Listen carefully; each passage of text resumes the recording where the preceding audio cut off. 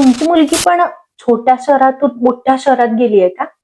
लक्ष ठेवा बरं का पोरीवरती. तू पुण्यात असतेस ना? मग काय फ्लॅट वरती राहतेस की पीजी वरती राहतेस? फ्लॅट वरती तुझ्या मुलं वगैरे तर येतच असतील ना? एक मिनिट. छोट्या शहरातून मोठ्या शहरात गेलेली मुलगी फक्त एन्जॉयमेंटसाठी जाते का? ही एक छोट्या शहरातून मोठ्या शहरात मेट्रो सिटी मध्ये राहायला गेलेली मुलगी खरंच फक्त एन्जॉयमेंट करण्यासाठी तिथं असते का ती? किंवा तुम्ही जे समजताय तशी सेम तिची लाईफ असेल का? हाय, हॅलो, नमस्कार. मी रेवती. ग्रो विथ रेवामध्ये तुमचं सगळ्यांचं मनापासून स्वागत आहे. या चॅनलवरती मी लाईफस्टाईल आणि माइंडसेट वरती व्हिडिओज बनवत असते.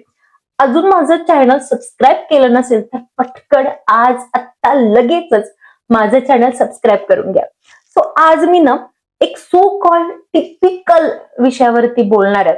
विषय थोडासा कडू आहे पण मुद्दे तितकेच मुद्दे सूत मांडणार आहेत. त्याच्यामुळे हा व्हिडिओ शेवटपर्यंत नक्की बघा. मुद्दा नंबर 1.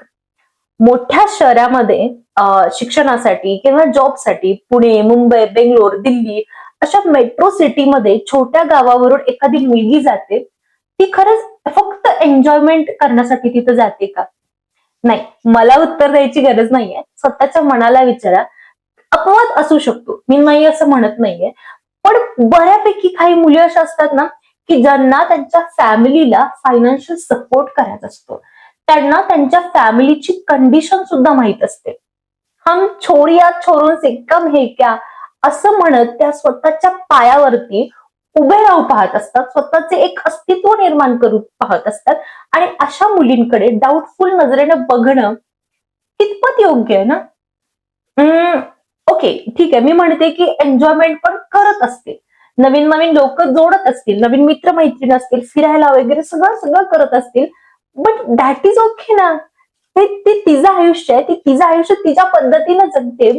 सो एक समाज म्हणून तिच्याकडे एखाद्या डाऊटफुल नजरेनं किंवा हे असं कशासाठी ना? ऍटलिस्ट आपण सपोर्ट नाही करू शकत, पण वाईट तरी का बोलायचं ना मग?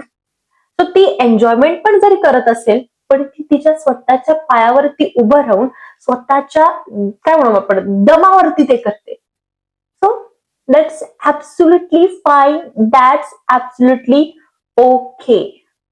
मुद्दा नंबर 2. ती तिचे रूट्स कधीच विसरत नाही.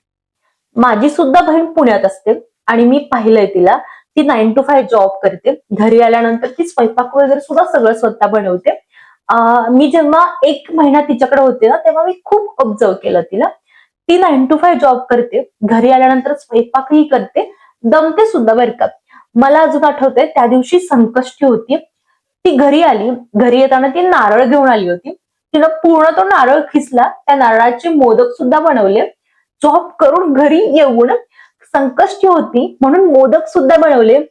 मुलगी जेव्हा स्वावलंबी बनते तेव्हा ती तिचे मूळ, तिचे रूट्स कधीच नाही विसरत. कधीच नाही विसरत. सो जेव्हा तिला इंडिपेंडेंट व्हायचं असतं ना तेव्हा ती सगळ्या गोष्टी करते ज्यानं ती इंडिपेंडेंट होते. सो स्वयंपाक ही जेंडर बेस्ड ड्युटी आहे म्हणून ती कधीच करत नाही. कारण तिला स्वावलंबी व्हायचं असतं म्हणून ती शिकते, म्हणून ती करते. माझा मुद्दा नंबर 3. ती तिथे स्वतःला प्रूफ करण्यासाठी धडपडत असते. सो हे so called relative, so called friends, neighbour वगैरे म्हणतात ना, तुमची मुलगी तर पुण्यात आहे, तुमची मुलगी तर मुंबईत आहे. मग एक मिनिट. You never know. तिचे सुद्धा काही ओन स्ट्रगल्स असतील.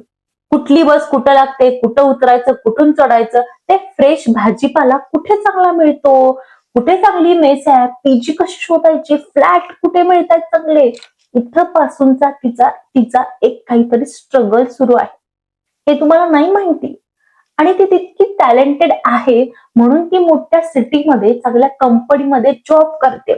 तिच्यात तितकं करेज आहे म्हणून ती एवढ्या लांब स्वतःचं घर सोडून, स्वतःचं गाव सोडून ती सर्व्हाइव्ह करते. आणि मग हे सो कॉल्ड लोक काय करतात? त्यांना त्यांच्या आयुष्यात जे करायला मिळालं नाही ते एखादी मुलगी करते याचं फ्रस्ट्रेशन ते काढतात. बाकी काहीच नाही करत आहे.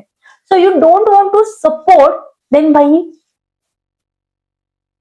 That's it's. Literally that it's.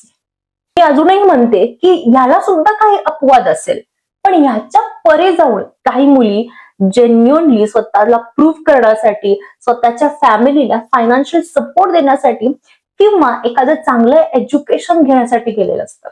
So please don't जज them until you know their own struggle.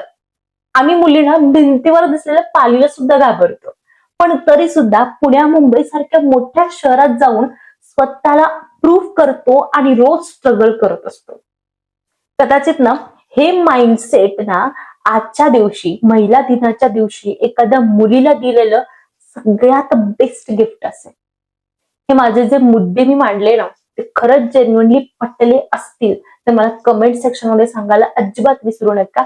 आणि हो, हा व्हिडिओ जर आवडला असेल तर प्लीज माझ्या चॅनलला सबस्क्राईब करा. तुमचे एक सबस्क्राईब मला इतकं मोटिवेट करेल.